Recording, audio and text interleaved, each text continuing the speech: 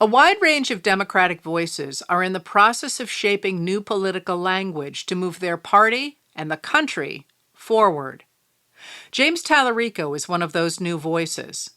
On Friday, June 26th, he delivered his official acceptance speech for the Democratic nomination for U.S. Senator from Texas at the Texas Democratic Convention held in Corpus Christi.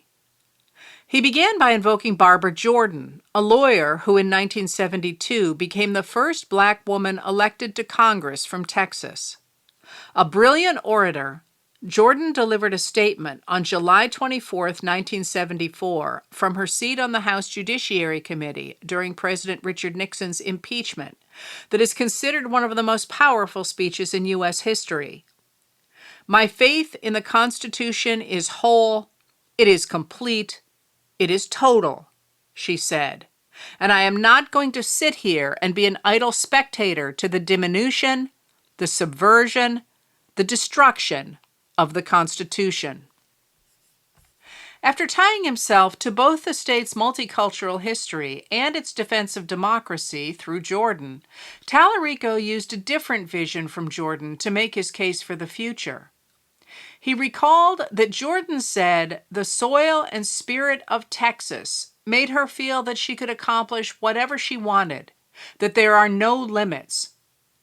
Talarico used Jordan's embrace of the American dream to anchor his own new political vision for the 21st century. It is a vision that resonates beyond Texas. Talarico rooted himself firmly in Texas's past and present. He emphasized that he is an eighth-generation Texan whose family arrived in the region when it was still Mexican.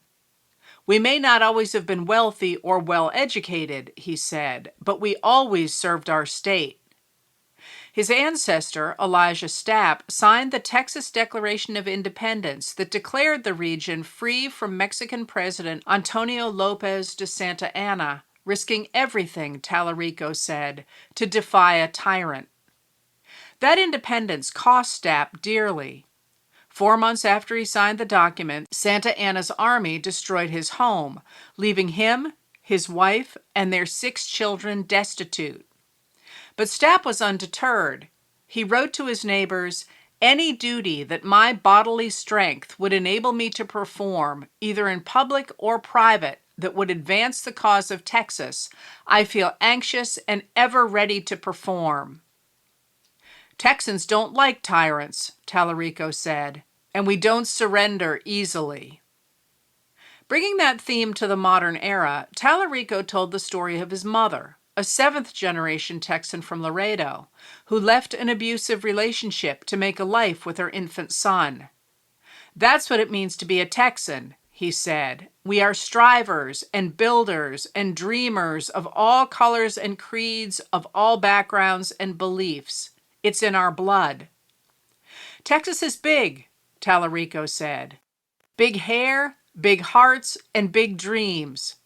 Our athletes are beloved across the globe. Cowboys, Astros, Spurs.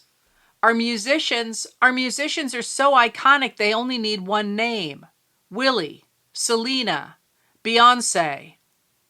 But the current political landscape is too small for Texas," he said.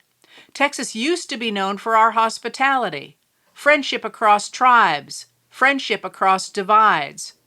That's what makes Texas so great. We're this big mashup of all these different people, all these different cultures, all these different friends. Think about Tejano music. If you're listening to a Selena song, you're hearing Spanish vocal styles from northern Mexico, but you're also hearing polka dance rhythms from Czech and German immigrants. This uniquely Texan ability to welcome new friends and new ideas has made us one of the most exciting and innovative states in the country. We're the state that put a man on the moon," Talarico said. "We're the state that pioneered ranching and energy and computers. We're the state that gave this country Barbara Jordan, Ann Richards, LBJ, and the Great Society. We're the state that put breakfast in a taco." Then Talarico turned to the present. "Today we face a new threat," he said. "Our state is being taken over by a new kind of tyrant, billionaire mega donors. They're not invading with an army, they're just buying the system. The billionaires who own the social media algorithms, who own the cable news networks, who own the politicians fighting on our screens, they are turning neighbor against neighbor, weakening that spirit of friendship that makes Texas so great. They divide us by party, by race, by gender, by religion, so we don't notice that they're picking our pockets.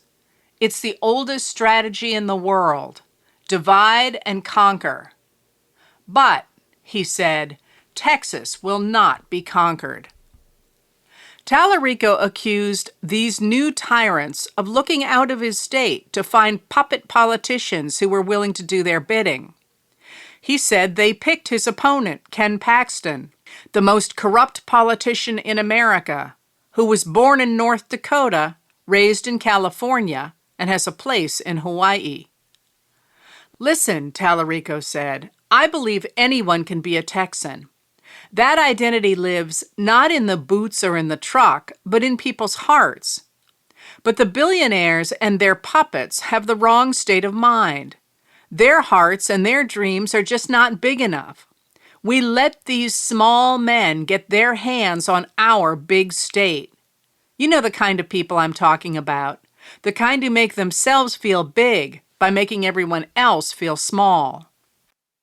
These men, they took all the money and power they could grab, and they set out to shrink Texas down to their size. They're shrinking our Texas economy with job-killing tariffs. They're shrinking our Texas public schools with private school voucher scams. They're shrinking our health care so it covers less and less. They're shrinking our paychecks and how much those paychecks can buy. And they're shrinking our power by attacking our God-given rights at the ballot box and redrawing our districts to keep themselves in power. They have been shrinking Texas for 3 decades now. But that ends this year in this election. In November, we can make Texas big again, Talarico said. We can make Texas friendly again.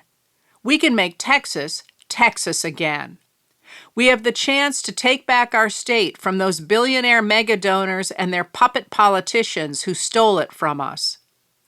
This isn't a partisan thing, Talarico said, as he pointed out that Republicans and Democrats came together to impeach Paxton, and he reminded people that Sam Houston, the first president of the Texas Republic, told people to do right and risk the consequences.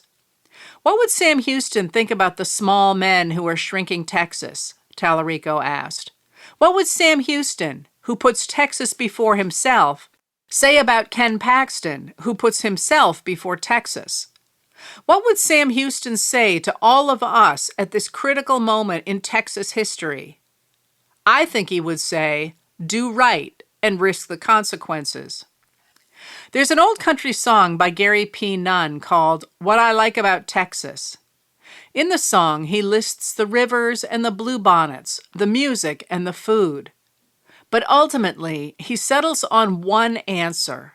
He says it's the spirit of the people who share this land, the spirit of Barbara Jordan, the spirit of my mom, the spirit that's in this room, the feeling that we can accomplish whatever we want to. This election shouldn't be about the Democratic Party or the Republican Party, Talarico said. It should be about chasing a vision of what our state can be. Texas schools that are the envy of the nation, a Texas economy that is second to none, and Texas families that are stronger and healthier than ever before. It won't happen overnight, but a giant state deserves giant dreams. We are bigger than extremism. We're bigger than partisanship. We're bigger than corruption. Texas is bigger than all of those things because it's not just a state, it's a state of mind. Texans don't like tyrants, and we don't surrender easily. Tonight, standing before you to accept your nomination for the United States Senate, I make the same commitment to you that my ancestor made 200 years ago. Any duty that my bodily strength would enable me to perform, either in public or private, that would advance the cause of Texas, I feel anxious and ever ready to perform.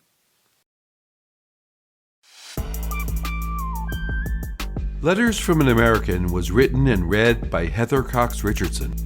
It was produced at Soundscape Productions, Dedham, Massachusetts. Recorded with music composed by Michael Moss.